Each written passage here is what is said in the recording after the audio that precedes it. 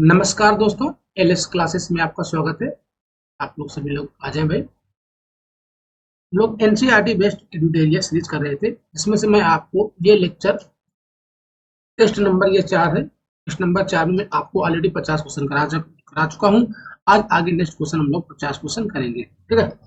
पहला प्रश्न नंबर 51 देखो। 1922 में गांधी जी को सजा सुनाने वाले जज कौन थे? जस्टिस सी एन ब्रूमफील्ड, या जस्टिस के एस हेनरी, या जस्टिस विलियम जोन्स, या जस्टिस के ए अय्यर, ठीक है।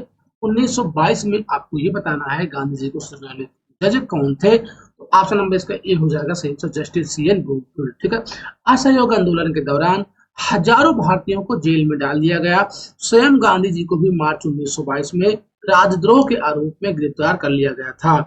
तो उन पर जांच की कार्रवाई की अध्यक्षता करने वाले जज जस्टिस सी एन ब्रूमफील्ड ने उन्हें सजा सुनाया था। ऑप्शन नंबर इसका ए हो जाएगा सही आंसर। अगला है प्रश्न नंबर 52। प्रश्न नंबर 52 है, 1922 तक गांधी जी ने भारतीय राष्ट्रवाद को एकदम परिवर्तित कर दिया। इस कथन के संदर्भ में निम्न कथनों पर विचार करें। गांधी जी के आगमन के पहले भारतीय राष्ट्रवाद का स्वरूप मध्यम वर्गीय था।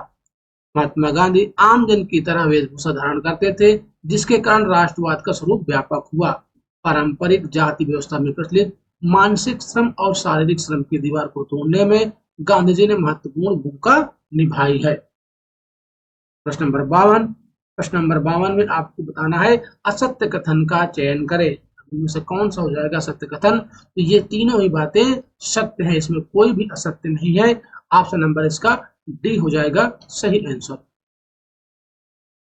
अगला है प्रश्न नंबर नेक्स्ट। 1929 के कांग्रेस के वार्षिक अधिवेशन के संदर्भ में निम्नलिखित कथनों पर विचार करें। यह अधिवेशन जवाहरलाल नेहरू की अध्यक्षता में लखनऊ में किया गया। क्या 1929 का जो कांग्रेस का अधिवेशन होता है लखनऊ में हुआ था। इस अधिवेशन में पूर्ण स्वराज की घोषणा हुई। असत्य कथन का चयन करें, ठीक है। देखो, जो 1929 का अधिनियम होता है, ये जो कांग्रेस का अधिवेशन होता है, वो लखनऊ में ना होकर लाहौर में हुआ था। वहां पर लाहौर में। लखनऊ का 1916 का अधिनियम वेरी वेरी इंपॉर्टेंट है, इसके बारे में आपसे कई बार चर्चा कर चुका हूँ, ठीक है। यहाँ पर केवल एक क्या है असत्य है और दो क्या है सत्य है। ऑप्शन नंबर इसका ए हो जाएगा 53 का सही आंसर। ओके भैया, चलो अगला है प्रश्न नंबर 54। दांडी यात्रा के संदर्भ में निम्नलिखित कथनों पर विचार करें। इस यात्रा को यूरोप और अमेरिका प्रेस ने व्यापक कवरेज दी। यह पहली राष्ट्रवादी गतिविधि थी जिसमें औरतों ने भी बढ़ चढ़कर हिस्सा लिया। असत्य कथन का चयन करें, ठीक है। तो इनमें असत्य कथन का चयन करना आपको प्रश्न नंबर 54 में। ये दोनों बातें क्या है सत्य है, तो ऑप्शन नंबर इसका डी हो जाएगा सही आंसर, ठीक है। तो इसके बारे में लोग चर्चा कर लेते हैं। नमक यात्रा कम से कम 3 कारणों से उल्लेखनीय थी। पहला, यही वह घटना थी जिसके चलते महात्मा गांधी दुनिया की नजर में आए। इस यात्रा को यूरोप और अमेरिका प्रेस ने व्यापक कवरेज दी थी भाई, यूरोप और अमेरिका के पत्रकारों ने, ठीक है। दूसरे, यह पहली राष्ट्रवादी गतिविधि थी जिसमें औरतों ने भी बढ़ चढ़कर हिस्सा लिया। समाजवादी कार्यकर्ता कमला देवी चट्टोपाध्याय ने गांधी जी को समझाया कि वे अपने आंदोलन को पुरुषों तक सीमित ना रखें। किसने समझाया था? कमला देवी चट्टोपाध्याय ने समझाया था। कमला देवी खुद उन असंख्य औरतों में से एक थी जिन्होंने नमक या शराब कानून के उल्लंघन करते हुए सामूहिक गिरफ्तारी दी थी। तीसरा और संभवतः सबसे महत्वपूर्ण कारण यह था कि नमक यात्रा के कारण ही अंग्रेजों को यह एहसास हुआ था कि अब उनका राज बहुत दिन तक टिक नहीं सकेगा और उन्हें भारतीयों को सत्ता हिस्सा देना ही पड़ेगा। अगला है प्रश्न नंबर 55। दूसरा गोलमेज सम्मेलन किस वर्ष लंदन में हुआ? देखो, जो टोटल 3 गोलमेज सम्मेलन होते हैं, तीनों लंदन में होते हैं। ये कहाँ होते हैं? तीनों लंदन में होते हैं। अभी आपको ये भी पूछा था कि किस गोलमेज सम्मेलन में आखिर ये गोलमेज सम्मेलन हुए क्या होते और किस गोलमेज सम्मेलन में महात्मा गांधी गए थे, इसका भी प्रश्न पूछा जाता है, ठीक। 1930 है, 31 है, 32 है और 1933, ठीक है। तो 55 में आप लोग क्या आंसर दे रहे हो? दूसरा पूछे तो दूसरा 1931 में, ठीक है। पहला 1930 में होता है, दूसरा होता है 1931 में और तीसरा 1932 में होता है। ओके भैया, देखो, जो दूसरा गोलमेज सम्मेलन 1931 के आखिर में लंदन में आयोजित हुआ, उसमें गांधी जी कांग्रेस का नेतृत्व कर रहे थे। यानी दूसरे गोलमेज सम्मेलन में, ठीक है, गांधी जी गए थे। कांग्रेस का नेतृत्व कर रहे थे। गांधी जी का कहना था कि उनकी पार्टी पूरे भारत का प्रतिनिधित्व करती है। इस दावे को 3 पार्टियों ने चुनौती दी। मुस्लिम लीग का कहना था कि वह मुस्लिम अल्पसंख्यकों के हित में काम करती है। राजे रजवाड़ों का दावा था कि कांग्रेस का उनके नियंत्रण वाले भूभाग पर कोई अधिकार नहीं है। इसी चुनौती तेज तर्रार वकील और विचारक अंबेडकर जी की तरफ से थे। उनका कहना था कि गांधी जी और कांग्रेस पार्टी निचली जातियों का प्रतिनिधित्व नहीं करती है। लंदन में हुआ यह सम्मेलन किसी नतीजे पर नहीं पहुंच सका, इसलिए गांधी जी को खाली हाथ लौटना पड़ा। ठीक है, भारत लौटने पर उन्होंने सविनय अवज्ञा आंदोलन फिर से स्टार्ट कर दिया। तो भैया ठीक है, चलो फिर आगे चलकर पूना पैक्ट होता है ना। पूना पैक्ट यानी अंबेडकर जी और गांधी जी के मध्य पूना पैक्ट होता है। अगला है प्रश्न नंबर 56। वर्ष 1937 में हुए प्रांतीय चुनाव के संदर्भ में निम्नलिखित कथनों पर विचार करें। ये चुनाव 1935 में नए गवर्नमेंट ऑफ इंडिया एक्ट में सीमित प्रतिनिधित्व शासन व्यवस्था के घोषणा के आधार पर हुए थे। वयस्क मताधिकार के आधार पर हुए चुनाव में कांग्रेस को 11 में से 8 प्रांतों में सफलता मिली। सत्य कथन का चयन करें, इनमें से कौन सा सही हो जाएगा? सही आंसर ठीक है। प्रश्न नंबर 56 में आप लोग क्या आंसर दे देंगे? देखो, इसमें हुआ क्या था कि 1935 में नए गवर्नमेंट ऑफ इंडिया एक्ट में सीमित प्रतिनिधित्व शासन व्यवस्था का आश्वासन व्यक्त किया गया। बिल्कुल बात सही है। 2 साल बाद सीमित मताधिकार के आधार पर हुए चुनाव में कांग्रेस को जबरदस्त सफलता मिली। 11 में से 8 प्रांतों में कांग्रेस के प्रधानमंत्री सत्ता में आए, जो ब्रिटिश गवर्नर के देखरेख में काम करते थे। ठीक, समझ गए? यहाँ पर भी ऑप्शन नंबर वयस्क मताधिकार के आधार पर, वयस्क मताधिकार पर चुनाव नहीं हुआ था भाई, सीमित मताधिकार था। ये बात ध्यान देना, इसलिए ऑप्शन नंबर क्या हो जाएगा? 2 गलत हो जाएगा। इसका ऑप्शन नंबर ए हो जाएगा सही आंसर। नेक्स्ट है प्रश्न नंबर अगला है भाई, 11 में से 8 में तो बने तो प्रधानमंत्री, लेकिन भाई यहाँ पर वयस्क मताधिकार दिया है, इसलिए गलत हो गया।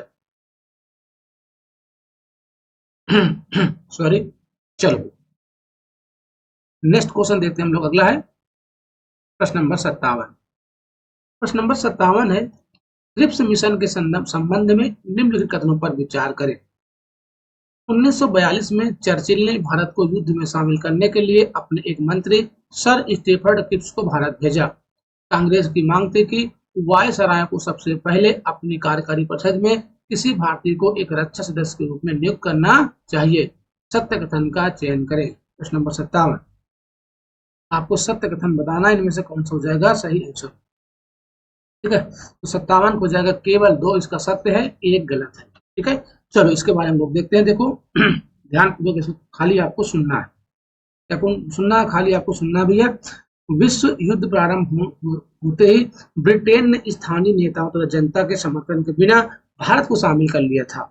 चर्चिल भारतीय सैनिकों का युद्ध में प्रवेश करना चाहता था व इसी मुद्दे पर गांधी जी तथा कांग्रेस में समझौता करना चाहता था। यह कथन क्या है? एक गलत है। समझ गए? समझौता करना चाह रहे थे। ठीक, भाई शामिल कर लिया था, इसमें युद्ध शामिल करने के लिए अपने मंत्री ये भेजा गया था, ये ठीक है, वो शामिल कर लिया था, ये इसलिए क्या हो गया? गलत हो गया। मार्च 1940 में मुस्लिम लीग ने उप महाद्वीप के मुस्लिम बहुल इलाकों के लिए कुछ स्वायत्तता की मांग का प्रस्ताव पेश किया। अब राजनीतिक गुंडरस काफी जटिल हो गया था।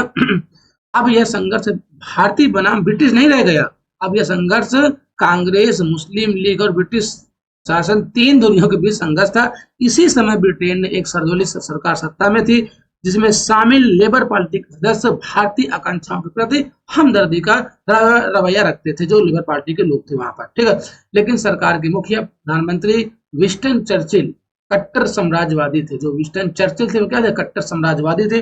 उनका कहना था कि उन्हें सम्राट का सर्वोच्च मंत्री इसलिए नहीं नियुक्त किया गया कि वह ब्रिटिश साम्राज्य को टुकड़े टुकड़े कर देंगे।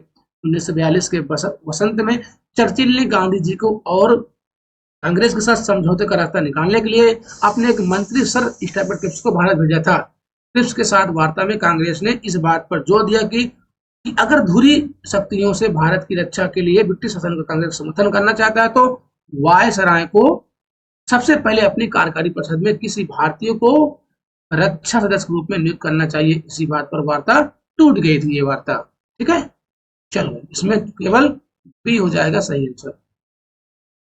अगला प्रश्न नंबर 58। प्रश्न नंबर 58 देखिए, जिन्ना ने पाकिस्तान की व्यवस्था स्थापना के लिए प्रत्यक्ष कार्यवाही दिवस किस दिन निर्धारित किया गया था? प्रत्यक्ष कार्यवाही दिवस जिस दिन हुआ था ना, उस दिन बहुत सारे दंगे हुए जिसमें हिंदू और मुस्लिम दोनों की बहुत सारी जाने गई। ठीक है, तो 16 अगस्त 1946 को प्रत्यक्ष कार्यवाही दिवस मनाया गया। ठीक है, जिन्ना ने पाकिस्तान की स्थापना के लिए लीग की मांग के समर्थन के प्रत्यक्ष कार्यवाही दिवस का आह्वान किया, इसलिए 16 अगस्त 1946 का दिन तय किया गया था। उसी दिन कलकत्ता में खूनी संघर्ष शुरू हो गया। यह हिंसा कलकत्ता से शुरू होकर ग्रामीण बंगाल, बिहार और संयुक्त प्रांत और पंजाब तक भी फैल गया था। नेक्स्ट है प्रश्न नंबर 59। जवाहरलाल नेहरू तथा संविधान सभा के संदर्भ में निम्नलिखित कथनों पर विचार करें। 13 दिसंबर 1946 को जवाहरलाल नेहरू ने संविधान सभा के सामने उद्देश्य प्रस्ताव पेश किया। ठीक है, एकदम बात सत्य है, ये नेहरू ने तिरंगे झंडे का प्रस्ताव पेश किया, ये भी बात सत्य है। आपको सत्य कथन बताना था, तो इसका ऑप्शन नंबर सी हो जाएगा सही आंसर। चलो इसके बारे में हम लोग और देखते हैं।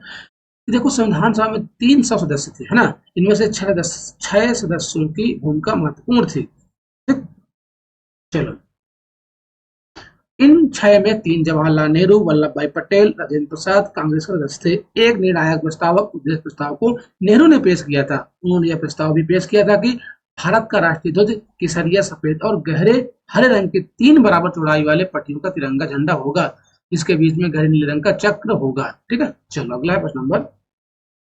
बाकी मैं संविधान सभा के मेंबर थे भाई, इनके बारे में जब आपको संविधान पढ़ाऊंगा, मैं आपको डिटेल से इनके बारे में भी मैं आपको बता दूंगा, पढ़ा दूंगा। ठीक है, चलो अगला प्रश्न नंबर 60। प्रश्न नंबर 60 है, भारत सरकार अंतरिम के संवैधानिक सलाहकार कौन थे? भारत सरकार के संवैधानिक सलाहकार कौन थे? ठीक, के एम मुंशी थे, बी एन राव, के एम मुंशी या एस एन मुखर्जी या अल्लाह कृष्णस्वामी अय्यर। ऑप्शन नंबर जाएगा इसका B N Rau. Option number इसका संवैधानिक सलाहकार बी एन राव थे। ठीक है, बेनेगल। ओके, कोई दिक्कत परेशानी हुई? अगला है प्रश्न नंबर नेक्स्ट। प्रश्न नंबर 61 है, भारत सरकार के मुख्य योजनाकार कौन थे? जो अंतिम सरकार थी उसके मुख्य योजनाकार आपसे पूछा जा रहा है। ठीक है, तो जाएगा भैया कौन? बी एस एन मुखर्जी थे। कौन थे भाई? इस भारत सरकार की जो योजना मुख्य योजनाकार कौन थे? एस एन मुखर्जी थे, जो अंतरिम सरकार थी। ऑप्शन नंबर यहाँ पर बी हो जाएगा सही आंसर। अगला है प्रश्न नंबर नेक्स्ट, नंबर है 62। प्रश्न नंबर 62 है, निम्नलिखित कथनों पर विचार करें। संविधान के मसौदे में विषयों को 3 सूचियां बनाई गई, जिसमें केंद्रीय सूची, राज्य सूची और समवर्ती सूची थी। खनिज पदार्थों के विषय में राज्य सूची के अंतर्गत रखा गया था। अनुच्छेद 356 में गवर्नर की सिफारिश पर केंद्र सरकार को राज्य सरकार के सारे अधिकार अपने हाथ में लेने का अधिकार है। सत्य कथन का चयन कीजिए। प्रश्न नंबर 62। ठीक है, प्रश्न नंबर 62 में जाएगा ऑप्शन नंबर 1 और 3 सही है, 2 गलत है। ठीक, ऑप्शन नंबर हो जाएगा क्या? C answer. ठीक है, सी। तो 356 में क्या भाई? राष्ट्रीय शासन संबंधित है। 356, 352 राष्ट्रीय पात, आर्टिकल 352 राष्ट्रीय पात, 356 राष्ट्रपति शासन और 360 वित्तीय पात। अभी तक वित्तीय पात भारत में एक बार भी लागू नहीं हुआ है। ठीक है, तो 62 का हो जाएगा भाई ऑप्शन नंबर कौन सा? ओ सी, क्योंकि जो भैया खनिज पदार्थ है ये आपके केंद्र सूची में होना चाहिए, ना कि राज्य सूची में। ठीक है, चलो इसके बारे में देखते हैं।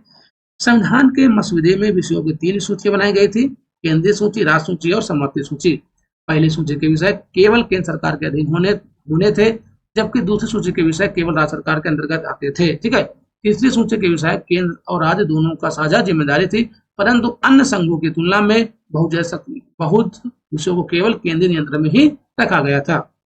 ठीक है, तो जो आपका खनिज पदार्थ है ये केंद्र सरकार का नियंत्रण दिया गया था, ना कि राज्य सरकार का। ये आपकी जो खनिज पदार्थ संबंधित केंद्र सूची में था, केंद्र सूची में, ना कि राज्य सूची में। अगला है प्रश्न नंबर 63। संविधान में वर्णित कर व्यवस्था के संबंध में निम्नलिखित कथनों पर विचार करें। आयकर और आबकारी शुल्क में होने वाली आय राज्य और केंद्र सरकारों के बीच बांट दी गई। संपत्ति कर तथा बिक्री कर राज्य सरकारों का अधीन रखा गया, सत्य कथन का चयन करें। प्रश्न नंबर 63। ठीक है, ये दोनों बातें क्या है? सत्य हैं, दोनों बातें ही सत्य हैं। ऑप्शन नंबर इसका सी हो जाएगा सही आंसर।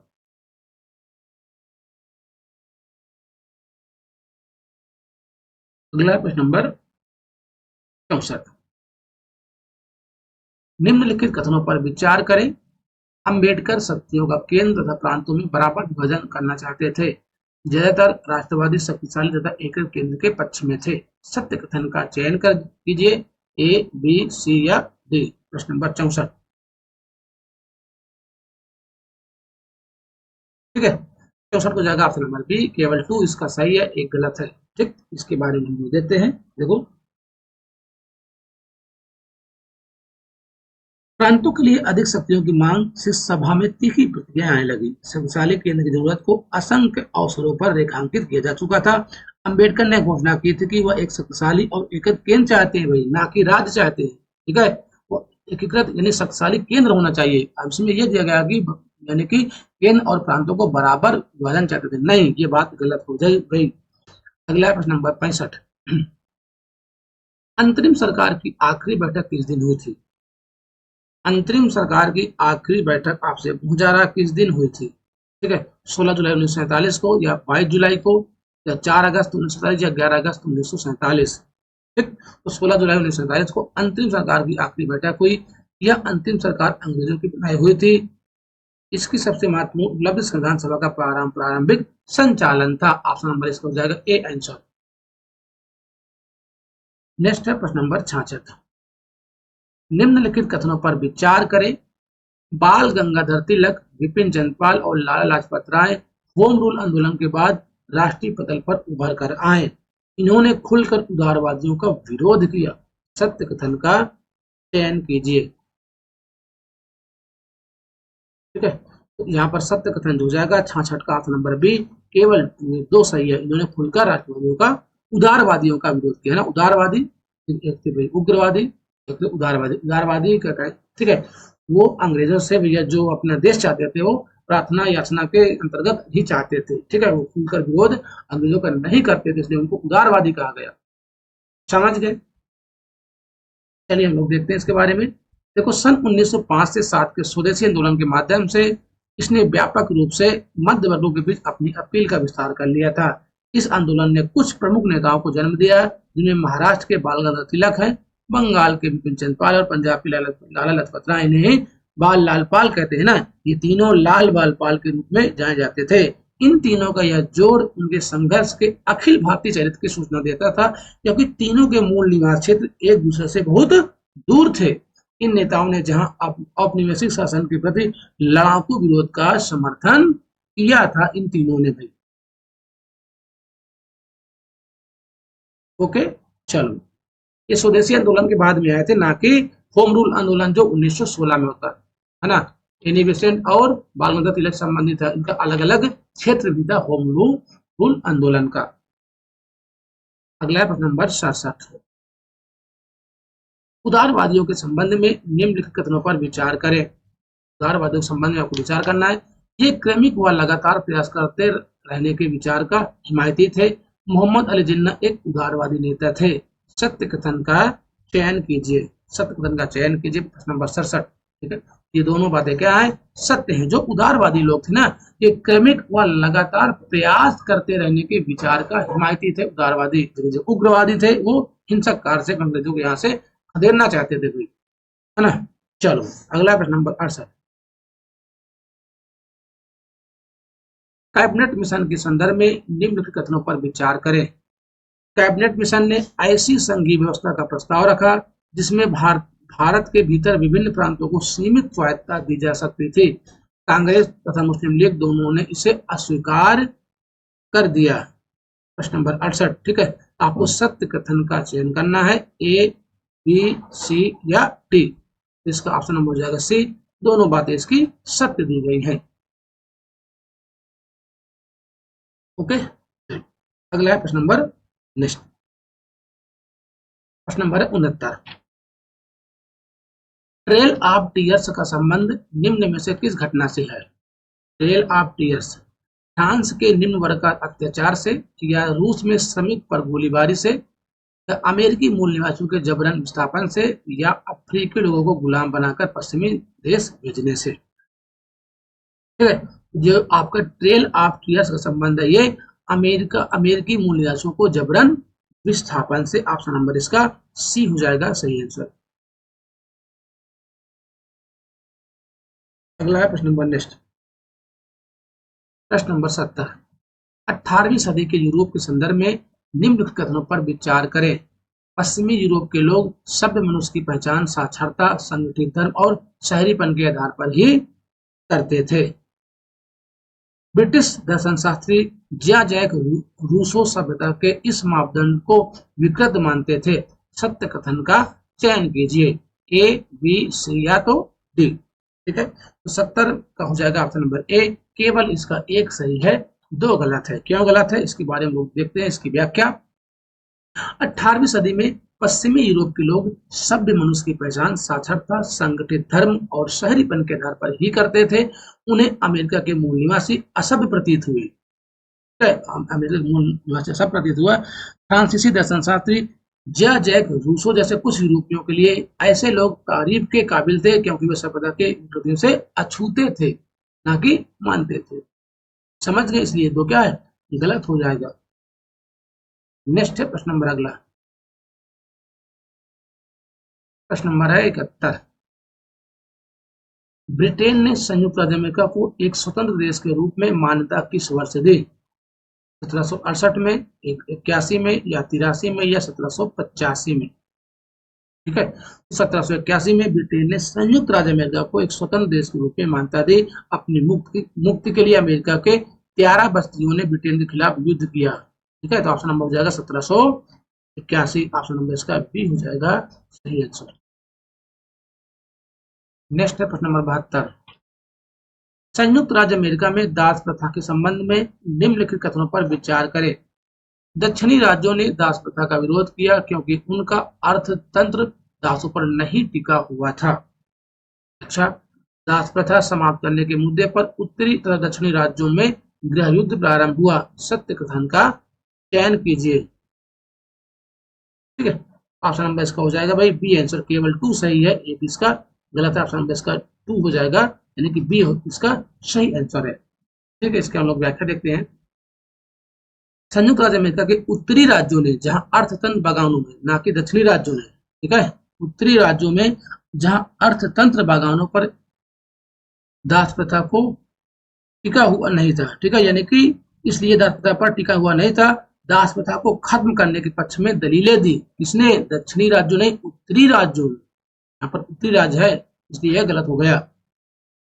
ओके भैया, दासता विरोधियों की जीत हुई। ठीक है, इसमें दास प्रथा खत्म कर दी गई। हालांकि अफ्रीकी मूल के अमेरिकियों को नागरिक स्वतंत्रताओं के लिए अपने संघर्ष में विजय 20वीं सदी में आकर ही मिल पाई। तभी स्कूल और ट्रेनों, बसों और उन्हें अलग रखने की व्यवस्था समाप्त कर दी गई थी। अगर हम यहाँ पर अमेरिकियों के नागरिकों की बात करें, ठीक है, जो अफ्रीका के मूल निवासी थे। अगला प्रश्न नंबर 73।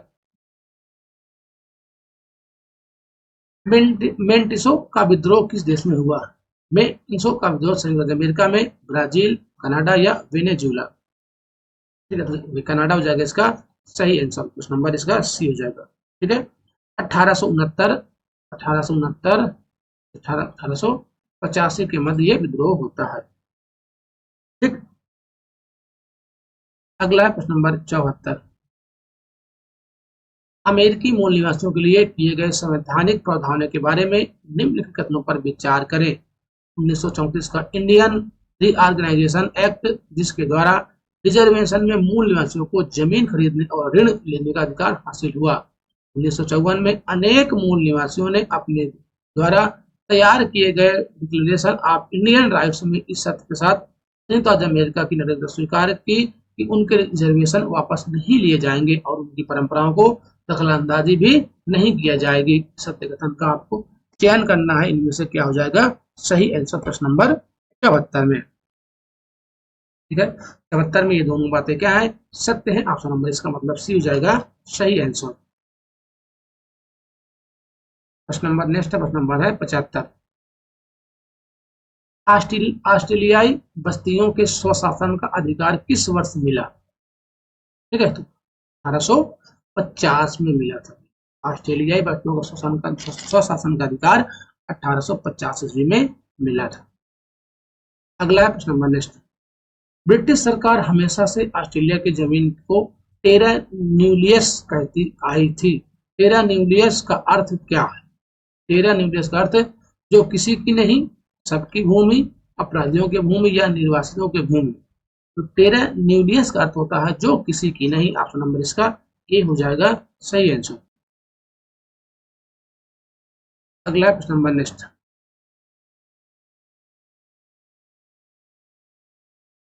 ठीक है, प्रश्न नंबर नेक्स्ट देखते हैं।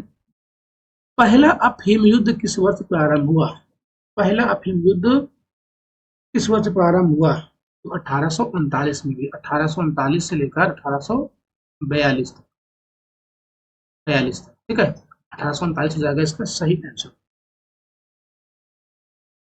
नेक्स्ट प्रश्न नंबर अगला है, प्रश्न नंबर 78।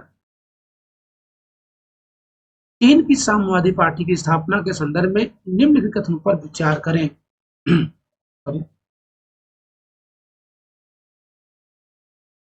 इसकी स्थापना 1920 रूसी क्रांति के कुछ समय बाद में हुई थी। माओ त्सुंग ने क्रांति के कार्यक्रम को किसानों पर आधारित करते हुए रूस से अलग रास्ता चुना। सत्य कथन का चयन कीजिए।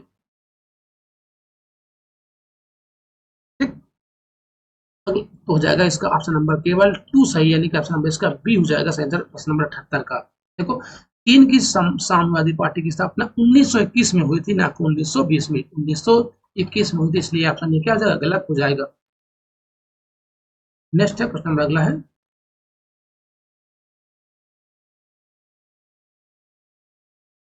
प्रश्न नंबर 79। पीपुल्स कम्युन्स के संदर्भ में निम्न कथनों पर विचार करें। यह चीन में औद्योगिकरण की गति तेज करने के लिए उत्पादन में लोगों का सामूहिक प्रयास था। यह प्रयास कृषि क्षेत्र में भी किया गया। सत्य कथन का चयन कीजिए, बताएं। पीपुल्स कम्युन्स के संदर्भ में इससे क्या सही इसमें से बातें हो जाएंगी, ठीक है, ये दोनों बातें क्या है, सत्य है। ऑप्शन नंबर इसका सी हो जाएगा सही आंसर। नेक्स्ट है प्रश्न नंबर 80। 1960 की अप्रैल क्रांति किस देश से संबंधित है? 1960 की अप्रैल क्रांति जो है वो किस देश से संबंधित है, ये आपसे पूछा जा रहा है। चीन से, या दक्षिण कोरिया से, या उत्तरी कोरिया, या जापान, ठीक है। प्रश्न नंबर 80, नंबर 80 में ऑप्शन नंबर हो जाएगा भाई दक्षिण कोरिया, ठीक है, दक्षिण कोरिया संबंधित है। ऑप्शन नंबर इसका बी हो जाएगा सही आंसर। तो दक्षिण कोरिया के पहले राष्ट्रपति सिंग मैन री 1948 में कोरिया युद्ध के बाद लोकतांत्रिक प्रक्रियाओं के माध्यम से चुने गए थे। कौन?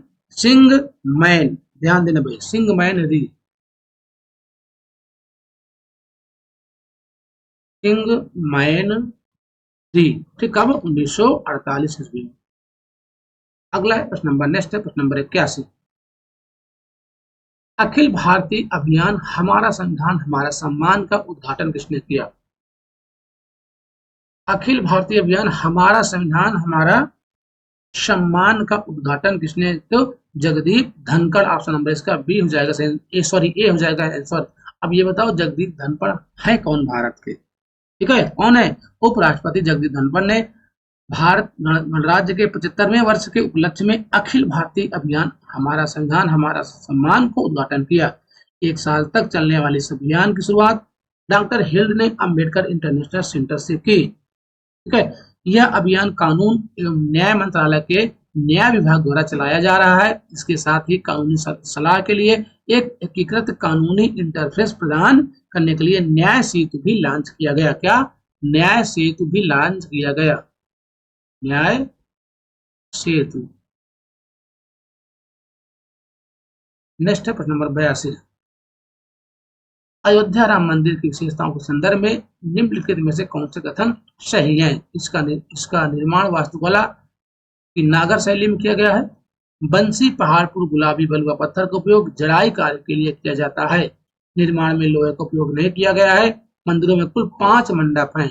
नीचे दिए गए कोड का उपयोग करके सही उत्तर चुनना है। प्रश्न नंबर 82।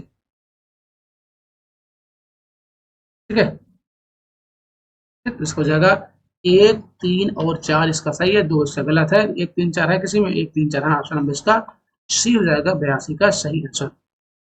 देखो, अयोध्या राम मंदिर का निर्माण पारंपरिक नागर शैली में किया गया है। अयोध्या में राम मंदिर का निर्माण स्टील या लोहे के प्रयोग से परहेज करके एक अनूठा दृष्टिकोण अपनाया गया है। इस परियोजना में इस सिद्धांत पर उचित ध्यान देकर पारंपरिक निर्माण विधियों का उपयोग किया गया है। इसमें 5 मंडप है: नृत्य मंडप, रंग मंडप, सभा मंडप, प्रार्थना मंडप और कीर्तन मंडप। समझ गए? सफेद मकराना संगमरमर और रंगीन संगमरमर का उपयोग जड़ाई के लिए किया गया है, ना कि गुलाबी बलुआ पत्थर का प्रयोग यहाँ पर नहीं किया गया है। मकराना कहाँ है? मकराना, मकराना जो है राजस्थान। ठीक है, सफेद संगमरमर के लिए विश्वविख्यात है। अगला प्रश्न नंबर है 83। निम्नलिखित में से इस 2 महत्वपूर्ण जल निकायों पर फ्रांस की तटरेखाएं हैं। फ्रांस, अटलांटिक और भूमध्य सागर। क्या अटलांटिक और भूमध्य सागर है? हाँ, यही ऑप्शन, पहले ही ऑप्शन इसका हो जाएगा सही आंसर, अटलांटिक और भूमध्य सागर। अगला प्रश्न नंबर 84। 84 को ध्यानपूर्वक पढ़िए और इसका सही आंसर दीजिए। निम्नलिखित कथनों पर विचार करें। विदेशी पोर्टफोलियो निवेश की किसी विदेशी देश की वास्तविक संपत्तियां और व्यवसायों में निवेश है, जैसा कि कारखाने, भूमि और बुनियादी ढांचा परियोजनाएं। जबकि विदेशी प्रत्यक्ष निवेश यानी जो एफडीआई है, किसी विदेशी देश की वित्तीय परिसंपत्तियां जैसे स्टॉक, बॉन्ड और म्यूचुअल फंड में निवेश है। एफपीआई को निवेश का एक निष्क्रिय रूप माना जाता है, जबकि एफडीआई को निवेश का एक सक्रिय और दीर्घकालिक रूप माना जाता है। ठीक है, एफपीआई में एफडीआई की तुलना में अधिक अस्थिरता और जोखिम शामिल होते हैं। उपरोक्त में से कौन से कथन सत्य है? ठीक, तो 84 में आपका 2 और 3 सही है। 2 और 3 के ऑप्शन नंबर बी में दिया गया, एक गया है, एक इसका गलत हो जाएगा। ओके भैया, देखो, जो आपके एफडीआई में किसी विदेशी देश की वास्तविक संपत्तियां और व्यवसायिक जैसे कारखानों, भूमि और बुनियादी ढांचा परियोजना में निवेश करना शामिल है, जो एफडीआई है, ना कि एफपीआई में। ठीक, ये उल्टा दे दिया था भाई, ऊपर वाले में ऊपर का नीचे, नीचे का ऊपर हो जाएगा और इसका भी सही हो जाएगा इसका। ठीक है, ध्यान देना, इसमें उल्टा दे दिया था। नेक्स्ट क्वेश्चन है प्रश्न number 85। End to end encryption के संदर्भ में यानी E2E संदर्भ में निम्नलिखित कथनों पर विचार करें। E2E का मुख्य सिद्धांत प्रेषक से प्राप्तकर्ता तक डेटा को एन्क्रिप्ट करना, जिससे यह किसी और के लिए पहुंच योग्य नहीं हो जाता है। व्हाट्सएप जैसे इंस्टेंट मैसेजिंग ऐप उपयोगकर्ता संदेशों को सुरक्षित करने के लिए E2E का प्रयोग करते हैं।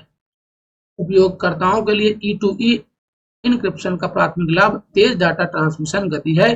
ऊपर दिए कथनों का सही कथन को आपको बताना है, इनमें से कौन सा हो जाएगा सही कथन। प्रश्न नंबर 85। ठीक है, 85 का हो जाएगा 1 और 2 इसका सही है, 3 गलत है। ऑप्शन नंबर इसका ए हो जाएगा सही आंसर। ठीक है, कोई दिक्कत? ठीक, देखो, जो ये है आपका, ये तेज डेटा ट्रांसमिशन गति की गारंटी नहीं देता है। जो इसमें दिया गया ना तेज डाटा ट्रांसमिशन गति, नहीं, ऐसा कुछ नहीं, ये गारंटी नहीं देता है। अगला प्रश्न नंबर 86। वाइब्रेट इंडिया के लिए PM young achievers scholarship award योजना के संदर्भ में निम्नलिखित कथनों पर विचार करें। यह अन्य पिछड़ा वर्ग ओबीसी, आर्थिक रूप से पिछड़े वर्ग ईबीसी और विमुक्त घुमंतु जनजातियों के छात्रों के लिए एक छात्रवृत्ति योजना है। अच्छा, केवल कक्षा 9 या 11 में पढ़ने वाले छात्र ही इस छात्रवृत्ति को पाने के लिए पात्र माने जाएंगे। ठीक है, ये दोनों बातें क्या है, सत्य हैं। क्या योजना शिक्षा मंत्रालय द्वारा शुरू की गई है? नहीं, ये बात गलत हो जाएगी। ठीक है, ये बात गलत हो जाएगी। ठीक है, क्योंकि सामाजिक न्याय और अधिकारिता मंत्रालय द्वारा शुरू की गई थी, ना कि शिक्षा मंत्रालय द्वारा। ये सामाजिक न्याय, ये जो योजना है सामाजिक न्याय और अधिकारिता मंत्रालय द्वारा शुरू की गई योजना है। तो यहाँ पर 1 और 2 किसमें है? ऑप्शन नंबर इसका ए हो जाएगा सही आंसर। अब 3 क्यों गलत है मैंने आपको बता दिया, 3 क्यों गलत है।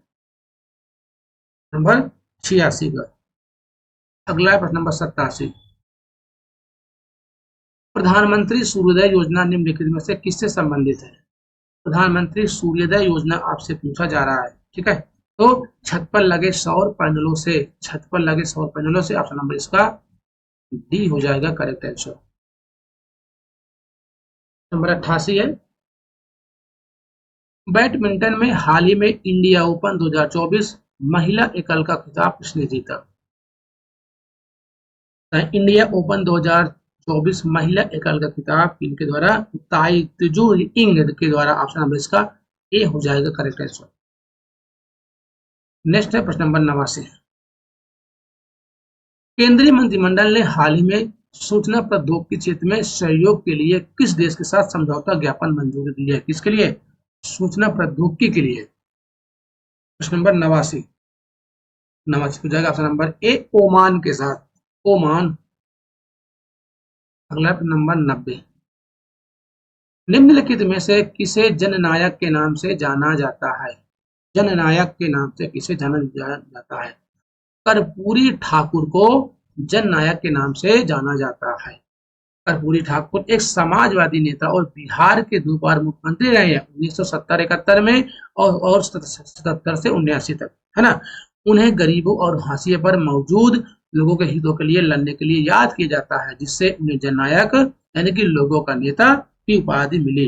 उन्हें हाल ही में जनवरी 2024 में मरणोपरांत प्रतिष्ठित भारत रत्न प्राप्त यानी भारत रत्न दिया गया है। 2024 में जो कर्पूरी ठाकुर को मरणोपरांत भारत रत्न दिया गया है, ये पॉइंट भी आप लोग ध्यान देना।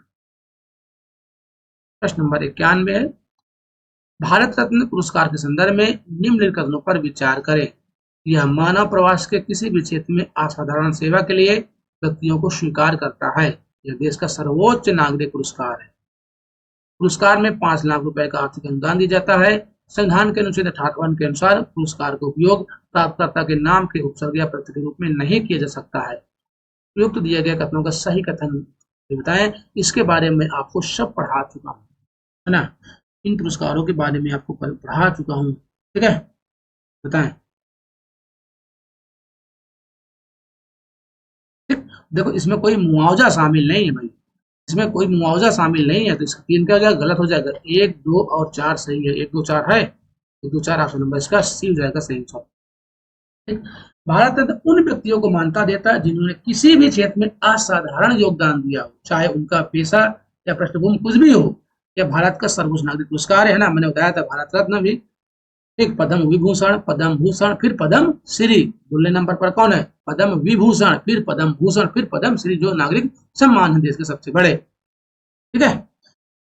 यह भारत का सर्वोच्च नागरिक पुरस्कार है जो विभिन्न क्षेत्रों में असाधारण उपलब्धियों पर मान्यता देता है। देखो अगर जो आर्टिकल 18 में आपने देखा होगा उपाधियों का अंत, है ना, उपाधियों का अंत है, यानी कोई भी व्यक्ति उपाधि नहीं ले सकता। अगर किसी को भी अगर कोई अवार्ड मिलता है तो वह अपने नाम के आगे उस अवार्ड को, जैसे मैं कहूँ भैया मान लो श्याम है, श्याम को पुरस्कार मिला भारत रत्न, आप श्याम ये नहीं लिख सकते हैं कि भारत रत्न श्याम सिंह, समझ गए, अपने टाइटल नहीं लगा सकते हैं, नहीं तो पुरस्कार। ठीक, भारत रत्न एक मानद पुरस्कार है और इसमें कोई मौद्रिक मुआवजा शामिल नहीं है। अगला है प्रश्न नंबर 92।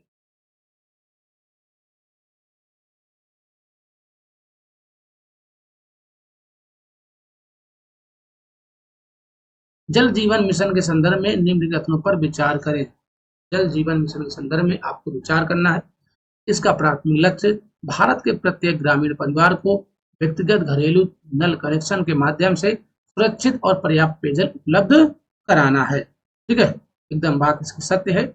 इसका उद्देश्य सभी ग्रामीण समुदायों के लिए, क्यों भगरा भाई, इसका उद्देश्य सभी ग्रामीण समुदायों के लिए केंद्रीकृत जल उपचार संयंत्र स्थापित करना है। नहीं, ये बात गलत है। जल प्रबंधन में सामुदायिक भागीदारी मिशन की एक प्रमुख विशेषता है, ये भी बात सत्य है। उपर्युक्त में से कौन सा कथन है, तो 1 और 3 ऑप्शन नंबर 92 का सी हो जाएगा सही आंसर। ठीक है, चलो अगला प्रश्न नंबर नेक्स्ट नंबर है 93। ऑस्ट्रेलियन ओपन 2024 पुरुष एकल का खिताब किसने जीता है। ऑस्ट्रेलियन ओपन 2024 पुरुष एकल खिताब जैनिक सिनर ने जीता। ऑप्शन नंबर इसका बी हो जाएगा करेक्ट आंसर। अगला प्रश्न नंबर 94, डिजाइन लिंक्ड इंस्टीट्यूट योजना के संदर्भ में निम्नलिखित में से कौन सा कथन सही है? इसका उद्देश्य स्टार्टअप्स और एमएसएमई के लिए सेमीकंडक्टर डिजाइन बुनियादी ढांचे तक पहुंच को मजबूत करना और सुविधाजनक बनाना है। ठीक है, एम्बेडेड सॉफ्टवेयर डिजाइन, सामग्री विज्ञान अनुसंधान और अर्धचालक उपकरण निर्माण डीएलआई योजना के तहत वित्तीय प्रोत्साहन के लिए पात्र है। यह सेमीकंडक्टर फैब्रिकेशन प्लांट की स्थापना के लिए फंडिंग भी देता है। नीचे दी गई कूट का उपयोग करके सही कथन तो आपको बताना है, इनमें से क्या हो जाएगा सही आंसर। ठीक है, तो इसमें केवल कथन क्या हो, एक सही है। ऑप्शन नंबर इसका बी हो जाएगा सही आंसर। क्या हो जाएगा भाई? बी हो जाएगा सही आंसर इसका। ठीक है, चलिए अगला प्रश्न नंबर 92, नंबर 95, अयोध्या राम मंदिर का निर्माण किस वास्तुकार कौन है? मुख्य वास्तुकार आपसे पूछा गया, अयोध्या राम मंदिर के मुख्य वास्तुकार कौन है? नंबर 95 कौन थे भैया बताएं? मुख्य वास्तुकार पूछा गया है। देखो, अयोध्या राम मंदिर के मुख्य वास्तुकार चंद्रकांत सोमपुरा है।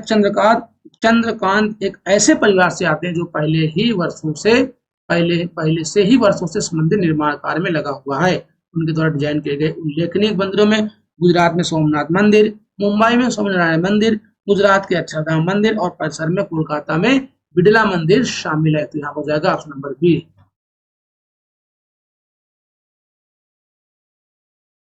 मुख्य वास्तुकार आपसे पूछा गया था, ध्यान देना, ध्यान हो जाएगा ऑप्शन नंबर बी। प्रश्न नंबर 96, भारत अंतर्राष्ट्रीय विज्ञान महोत्सव किस राज्य में आयोजित किया गया?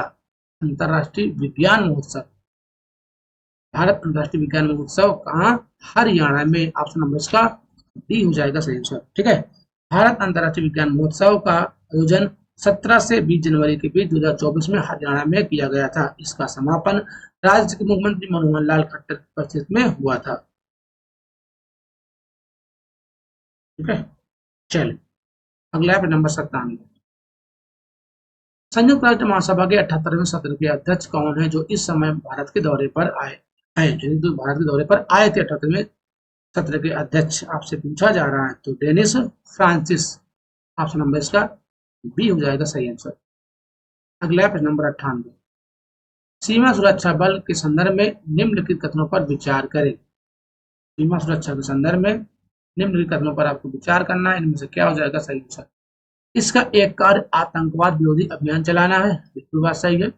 यह चीन और नेपाल के साथ भारत की सीमा की रक्षा के लिए जिम्मेदार है, नहीं भैया ऐसा कुछ नहीं बीएसएफ। यह भारत के केंद्रीय सशस्त्र पुलिस यानी कि सीएफ में से एक है, ये भी बात सत्य है।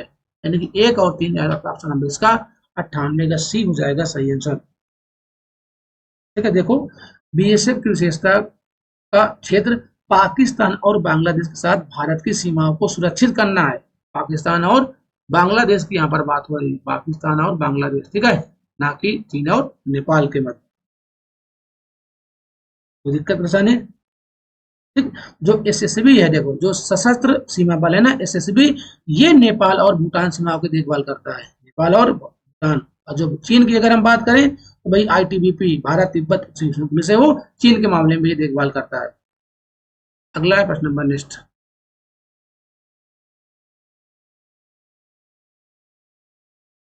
प्रश्न नंबर है 99, आज का सेकंड लास्ट प्रश्न है। संस्थागत श्रेणी में सुभाष चंद्र बोस आपदा प्रबंधन पुरस्कार 2024 किसे सम्मानित किया गया है? ठीक है, तो 60वीं parachute drill master UP. Option number इसका बी हो जाएगा सही आंसर। अगला है प्रश्न नंबर 100, निम्नलिखित कथनों पर विचार करें। हेपेटाइटिस ए मुख्य रूप से रक्त आधान के माध्यम से फैलता है। हेपेटाइटिस ए एक वायरल संक्रमण है जो मुख्य रूप से लीवर में सूजन का कारण बनता है। हाइविश्योर हेपेटाइटिस ए के लिए भारत का पहला स्वदेशी रूप से विकसित टीका है। पर दिए गए कथनों का कौन सा कथन सही है? ठीक है, तो 2 और 3 इसका क्या है सही? ऑप्शन नंबर इसका बी हो जाएगा सही आंसर।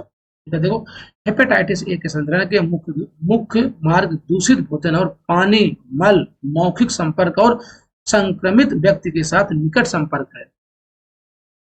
ठीक है, तो रक्तदान की बात नहीं हो रही तो आसान इसका ये क्या हो जाएगा, गलत हो जाएगा। तो ये थे आज के 50 महत्वपूर्ण प्रश्न। ठीक, तो धन्यवाद, हम लोग मिलते हैं नेक्स्ट क्लास में। लाइक शेयर और सब्सक्राइब जरूर करिए सभी लोग।